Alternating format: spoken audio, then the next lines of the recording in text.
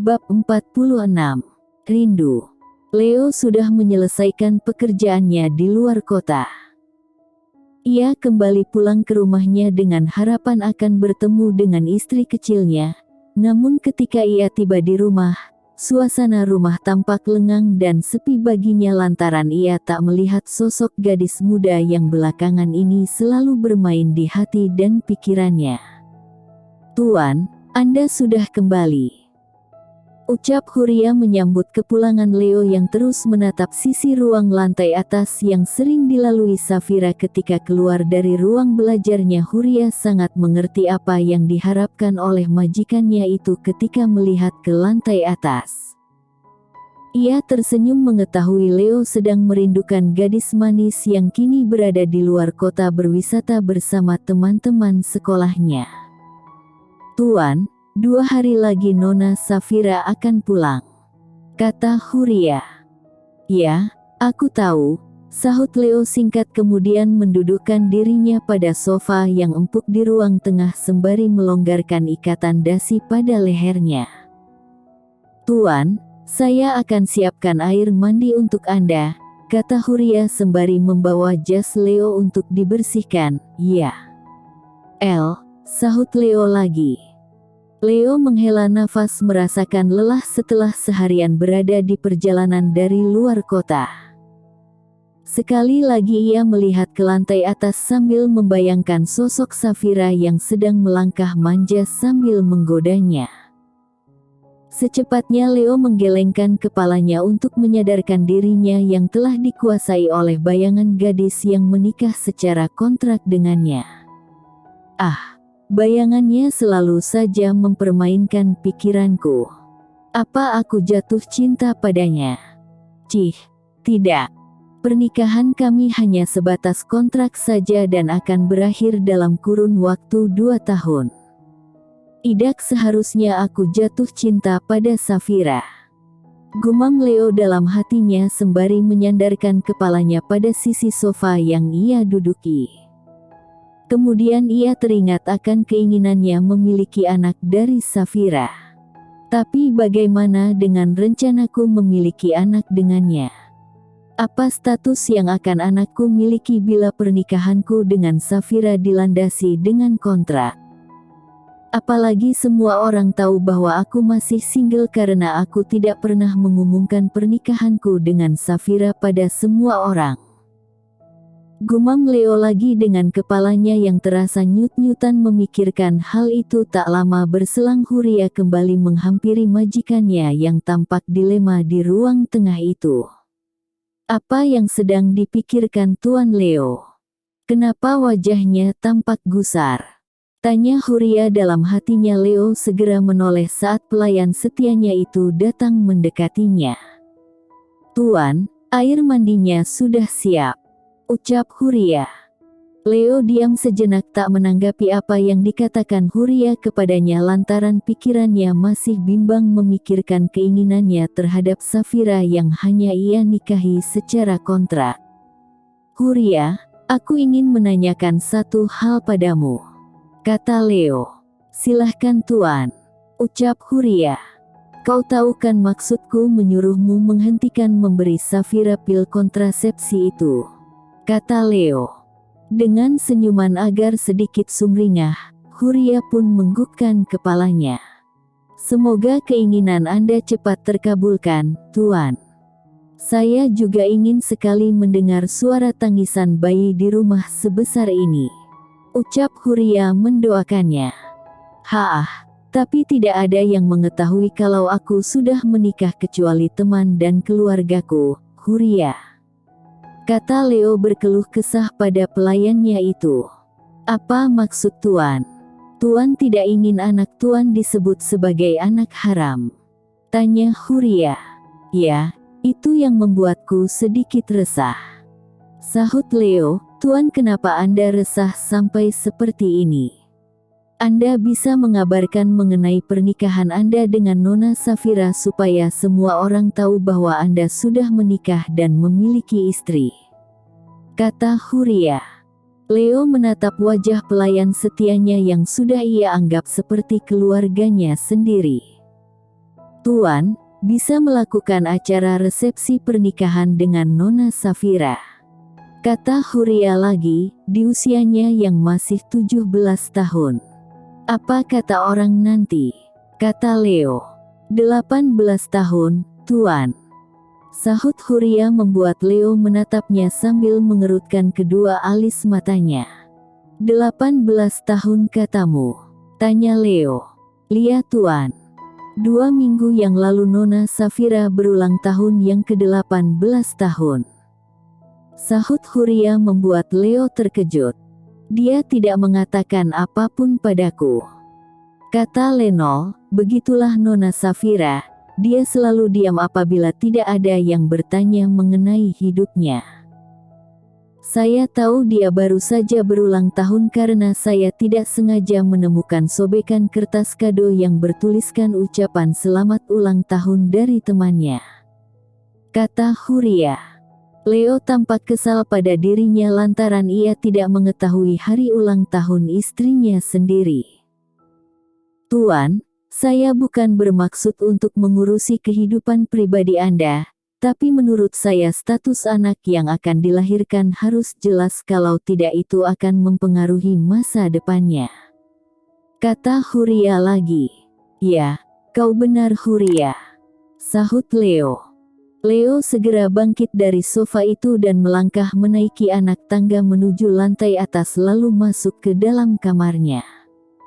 Ia menanggalkan semua pakaiannya lalu masuk ke kamar mandi.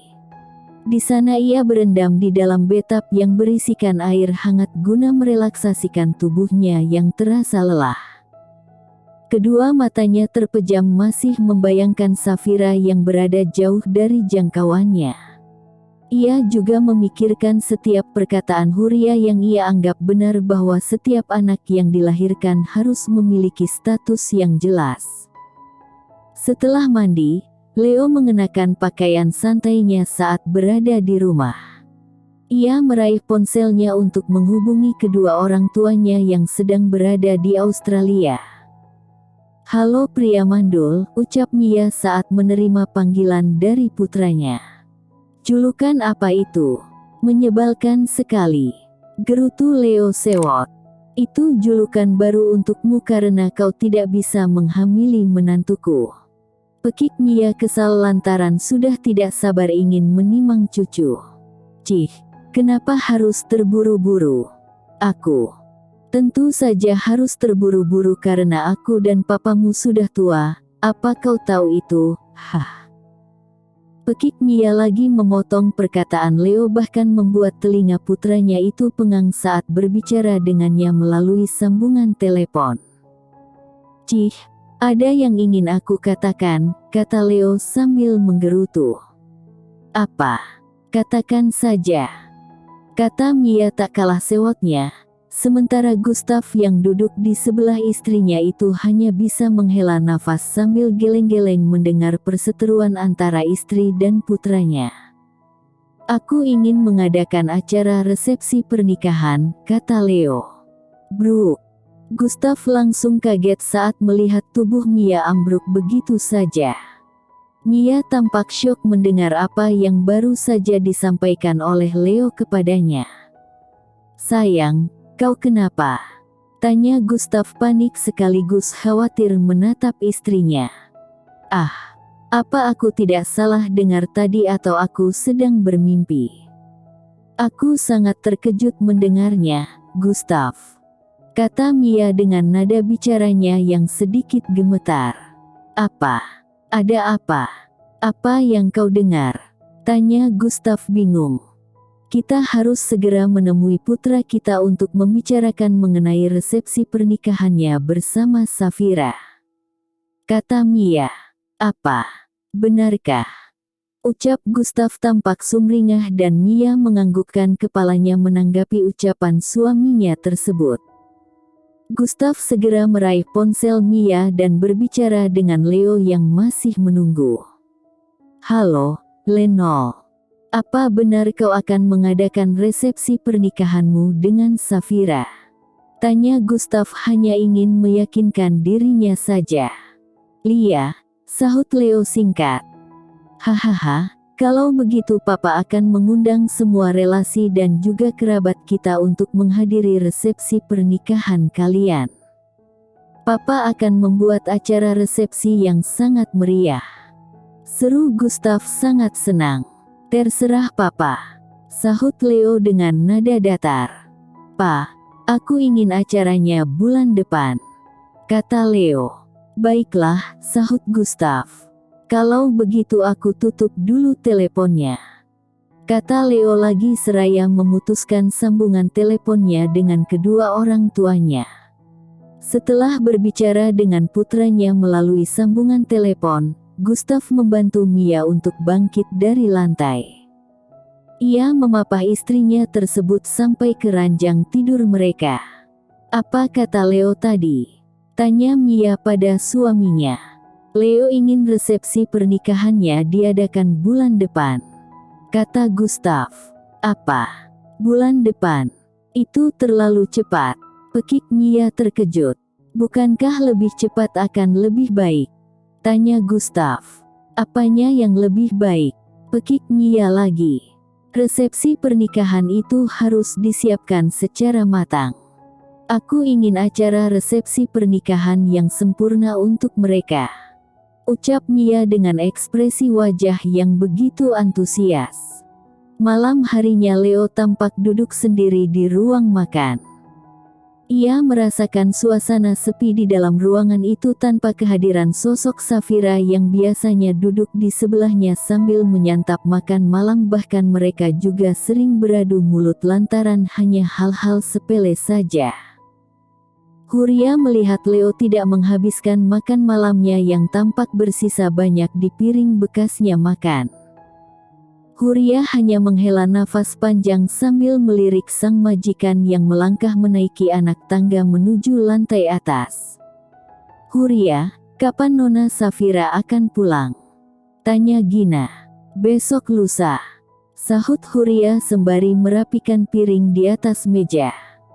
Besok lusa itu tidak lama bagi kita, tapi akan terasa sangat lama bagi Tuan Leo yang sedang merindukan Nona Safira, hehehe, kata Gina sambil terkekeh kecil. Hehehe, kau benar, ucap Huria ikut terkekeh. Leo berbaring di atas ranjang tidurnya. Sejenak ia melirik ke sebelah kirinya yang biasa tampak berbaring manja seorang gadis yang menemani dirinya tidur. Kini hanya bantal serta guling saja yang ada di dalam pandangannya. Haah, kenapa aku ini? Dia hanya pergi keluar kota saja dan 2 hari lagi akan pulang, tapi kenapa aku merasa dia akan pergi selama-lamanya dariku? Pikiranku sama sekali tidak bisa kukendalikan lagi semenjak dipenuhi bayangannya. Gerutu Leo sendirian di dalam kamar itu. Kemudian Leo meraih ponselnya. Ia melihat satu-satunya foto Safira yang ia simpan di dalam folder ponselnya itu. Foto yang ia gunakan untuk membuat akta pernikahan mereka. Wajahnya terlihat masih unyu-unyu di foto ini. Apa ini fotonya saat masih SMP? Gumam Leo dalam hatinya sembari menatap foto Safira yang Reno curi dari dalam dompet Safira tanpa sepengetahuannya. Saat mendaftarkan pernikahan hampir saja ditolak gara-gara fotonya. Dasar Reno, gerutu Leo kesal pada asistennya itu.